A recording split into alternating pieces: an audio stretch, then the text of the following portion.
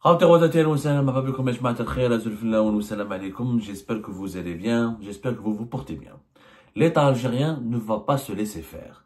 L'État algérien est très en colère. L'Algérie est très en colère à la suite du refus de la justice française d'extrader Abdeslam Bouchouareb, ancien ministre de l'Industrie de 2014 à 2017, et l'un des piliers de l'ancien régime de Bouteflika, le régime déchu de Bouteflika, et l'une des figures politiques majeures de la vie politique algérienne à l'époque du régime de Bouteflika, de 1999 jusqu'à 2019. L'Algérie a manifesté sa colère publiquement à travers un communiqué de son ministre des Affaires étrangères, mais elle ne compte pas s'arrêter uniquement à la dénonciation ou à la condamnation verbale. L'Algérie qui a exprimé dans son communiqué que le gouvernement, qu'elle dénonce l'absence totale de coopération du gouvernement français en matière d'entraide judiciaire en dépit de l'existence de nombreux instruments juridiques internationaux et bilatéraux prévus à cette fin. L'Algérie a dénoncé le peu d'application et d'engagement de la part des autorités françaises dans la lutte pour la récupération des richesses spoliées à l'Algérie par l'ancien régime déchu de Bouteflika, est en train de réfléchir, selon nos investigations, à entamer ou déposer un recours auprès de la Cour européenne des droits de l'homme afin de dénoncer l'État français et de demander sa condamnation et la réouverture du procès ou du dossier judiciaire de Abdeslam Bouchouareb. C'est ce que nous avons pu confirmer au cours de nos investigations, où nous avons parlé à plusieurs sources judiciaires, à plusieurs sources diplomatiques et politiques algériennes extrêmement bien introduites. Il y a une action qui est en cours de préparation, où l'Algérie va décider de recourir à un recours au niveau de la Cour européenne des droits de l'homme. Alors là, quelques explications techniques s'imposent. Est-ce que l'Algérie peut saisir la Cour européenne des droits de l'homme? Qu'est-ce que c'est que la Cour européenne des droits de l'homme? Et qu'est-ce que l'Algérie va obtenir au niveau de cette Cour européenne des droits de l'homme, ce qu'on appelle la Cour de Strasbourg? Alors, la Cour européenne des droits de l'homme, c'est une instance qui existe depuis 1950. En réalité, elle existe depuis 1959. Mais elle existe sur la base d'une convention qu'on appelle la Convention européenne des droits de l'homme, qui a été signée, adoptée depuis 1950 et qui a été, aujourd'hui, elle regroupe 47 États.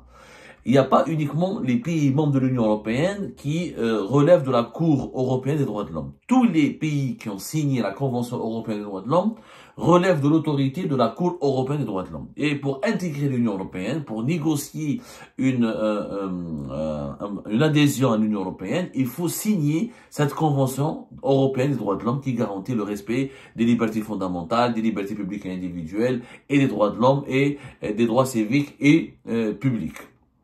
Et aujourd'hui, il y a 47 États. La Cour européenne des droits de l'homme a connu énormément de développement. Il y a le traité de Lisbonne.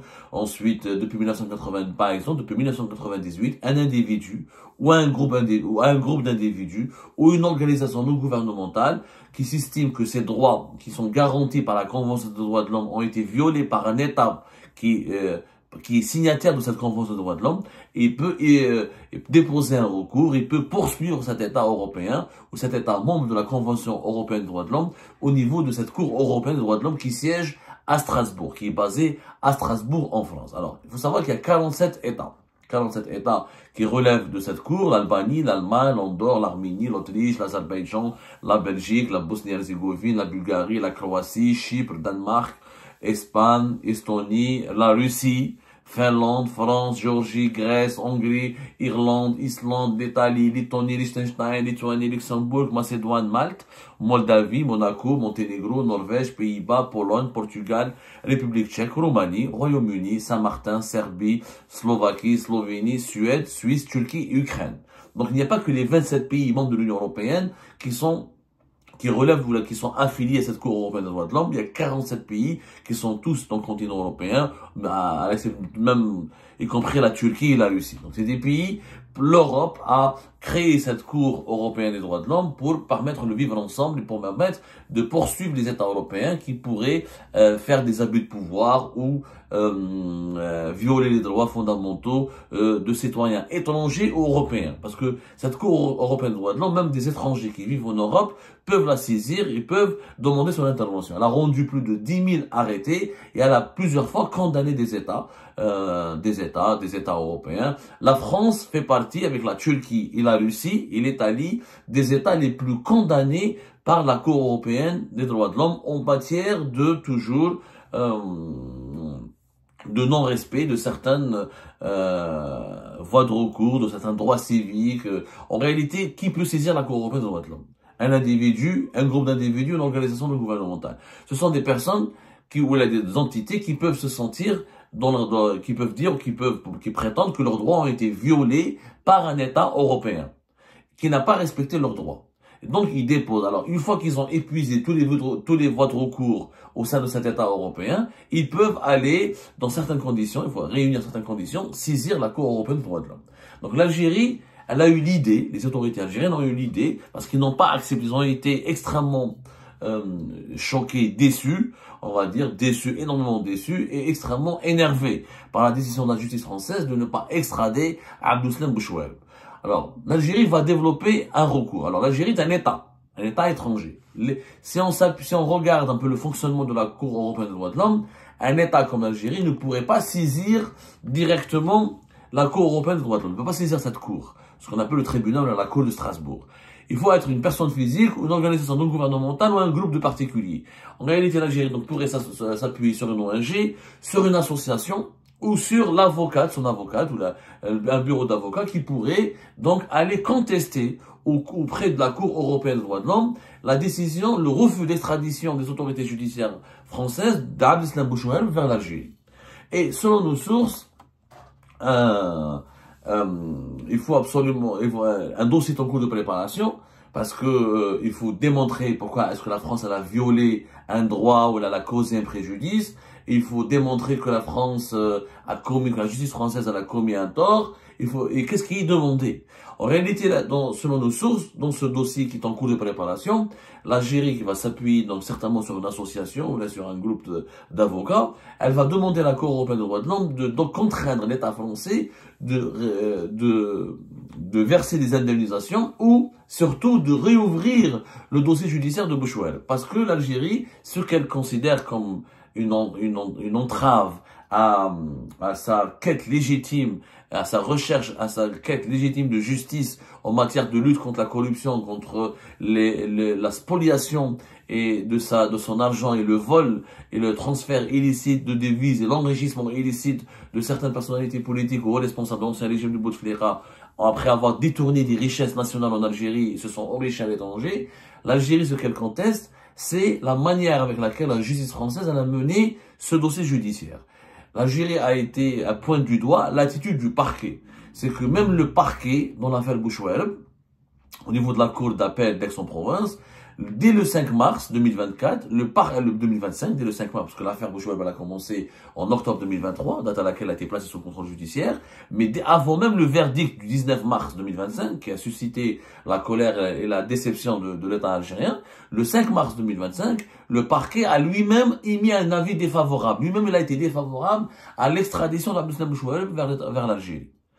Pour les autorités algériennes, il y a une complicité, il y avait une volonté manifeste de la part des autorités judiciaires françaises de protéger Abdeslam Bouchoueb et de lui offrir une impunité, alors que pour les autorités algériennes, c'est un corrompu notoire, il y a des preuves accablantes de sa corruption, de son enrichissement illicite, où il devrait être jugé pour corruption, pour enrichissement illicite. Il a été condamné en Algérie et que toutes les preuves, l'Algérie prétend, l'État algérien prétend qu'il a fourni toutes les garanties nécessaires d'un procès équitable et d'un placement en détention dans des conditions qui sont dignes. Mais l'État algérien estime, selon les sources à qui nous avons parlé, les autorités algériennes préparent un argumentaire dans ce sens-là au niveau de la Cour européenne des droits de l'homme pour expliquer que la France a été partiale, voilà, n'a pas été impartiale, elle n'a pas été objective, que la procédure n'était pas juste, qu'il y avait un abus de pouvoir. Un abus de pouvoir qui aurait profité à Abdeslam Bouchoueb. Excusez-moi. L'État algérien remet en cause, si vous voulez, l'impartialité des juges français.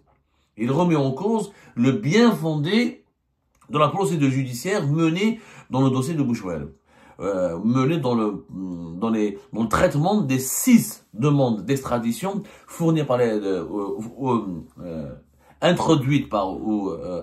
demandée par l'État algérien auprès des autorités françaises. Donc, c'est une nouvelle bataille. L'Algérie ne veut pas s'avouer vaincue. Elle ne veut pas se laisser faire et elle tient absolument à récupérer, à extrader Abdeslam Bouchouel. Pour l'État algérien, c'est une affaire d'honneur. Voilà ce que nous ont dit nos sources, c'est une affaire d'honneur.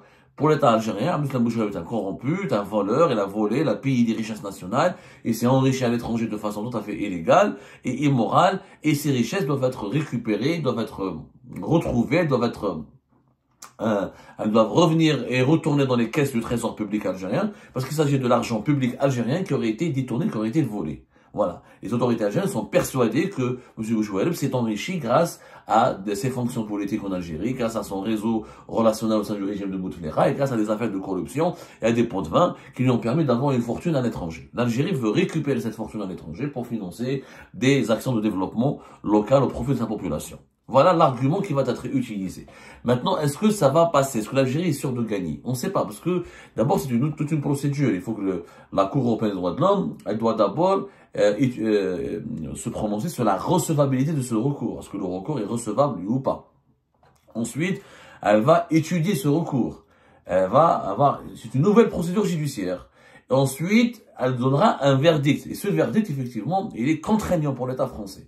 Il est contraignant pour l'État français. L'État français, s'il perd, s'il est condamné, la Cour européenne des droits de l'homme, elle a un pouvoir important sur les États européens. Les États européens, comme l'État français par exemple, il se doit d'appliquer cette décision. Donc ça peut être des condamnations pour des indemnisations, ça doit être des condamnations symboliques, mais ça peut être aussi la réouverture de procès.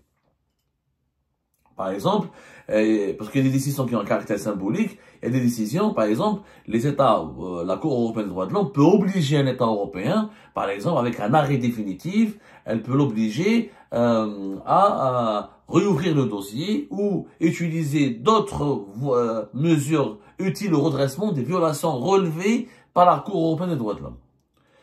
Il n'y aura pas nécessairement des paiements d'une indemnisation. Donc l'État algérien, il veut obtenir cela. Il y a un article 46 de la Convention européenne des droits de l'homme qui permet donc à la Cour européenne des droits de l'homme d'obliger et de contraindre les États européens à appliquer les arrêts définitifs, et elle peut demander la réouverture d'un procès et la relance d'une procédure judiciaire. C'est l'objectif de l'État algérien. Maintenant, comment ça va être mis en place, c'est pas encore clair. Quelle association, quel ONG, quels sont les avocats, quelle sera la forme légale du processus que les autorités algériennes vont lancer ou vont parrainer pour déposer un recours auprès de la Cour européenne des droits de l'homme. Ça n'a pas été encore déterminé avec précision, mais on aura les informations les plus actualisées dans les informations les plus actualisées dans les prochains jours, parce que cette décision va être mûrie au plus haut sommet de l'État algérien avant de l'appliquer sur le terrain.